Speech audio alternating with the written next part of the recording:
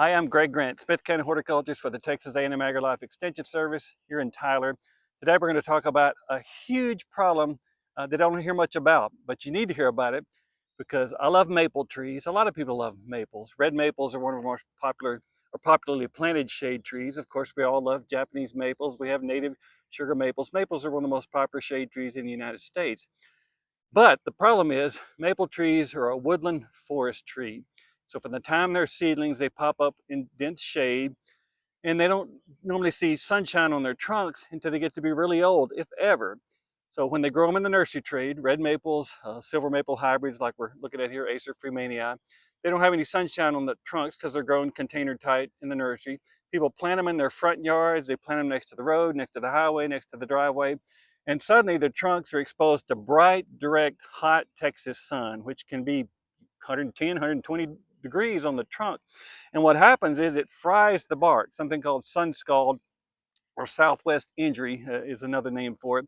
And it literally cooks the bark. And so I'd say probably half of every red maple tree in Tyler and all of East Texas and probably a lot of the southeast on the southwestern side of the west side where the hot sunshine hits the trunk, the bark is dead.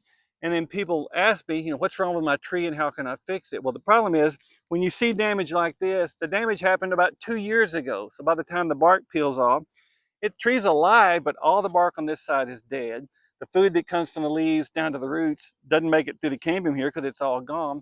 So you're basically partially starving the root system to death. So yeah, it'll grow back, but it's only about half the feed. And so basically you have to put it in intensive care, nurse it back to health. It's not something that you want to happen. But once it's happened, it's a slow process to get it back. So you have to clean up this bark, get off the dead bark, treat it like a human wound basically. And this callus growth right here will hopefully, if the tree is healthy, eventually cover that dead bark. That's what trees do. The inner wood, the hardwood in a tree is actually dead wood, but it's sealed off with live wood. When it's not sealed off, rot can get inside, rot out the trunk. You get hollow trees, the tree can snap off. So in this particular case, there's nothing you can do to fix this other than to grow it back. When it's a young tree, when it was planted, the bark should have been covered. The trunk should have been wrapped. You can buy tree wrap at box stores. You can use fabric. You can use mesh. You can use a ribbon, something that's airy and light but blocks the sunlight. And so just like my white skin burns in the sun, these light thin trunks on trees that were never made to see sunlight generally grew in a situation in the wild, in a music situation where there was no fire and no sunlight. They have really thin bark and it's really easy to sunburn these. So nothing to do but keep the weeds killed, mulch it, water it, but it's a slow process. This should have never happened. You can prevent it by wrapping the trunks and keeping the sun from scalding these trunks. And so unfortunately, most of the trees are already damaged, and it's a matter of slowly growing them back at half the rate of growth that they would have had if you'd have either chosen a tree that was more adapted to full sun or wrapped the trunk when you planted.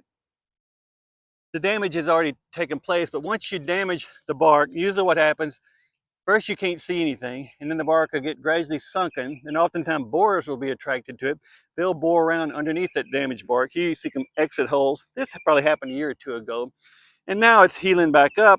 Nothing you can do. The borer's already gone, but I would, take off the dead bark, and you can see this one's going to heal up, but you slowed down the growth rate of the tree, and so you don't want to expose any live wood, but you do want to clean it up and keep it clean until this completely heals over.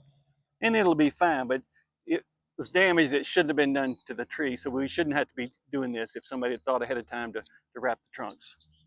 Here's another red maple in the garden that was wrapped when it was planted, and the bark is just now getting thick enough that it doesn't have to be wrapped. But just in case, if it's a really hot, blistering summer like 2011, and you're next to a sidewalk or a driveway, never hurts to wrap them. As long as it's still smooth and not rough and furrowed, then I'd go ahead and wrap it each summer if it's in the bright, direct sunlight. Once the bark gets thick and flaky on a maple tree, it doesn't have to be wrapped anymore. So thick, flaky bark is usually associated with fire tolerance, but also sun tolerance. So when it's thick and flaky like this, no reason to wrap anymore. When it's young and thin, that's when it's more likely to sun scald.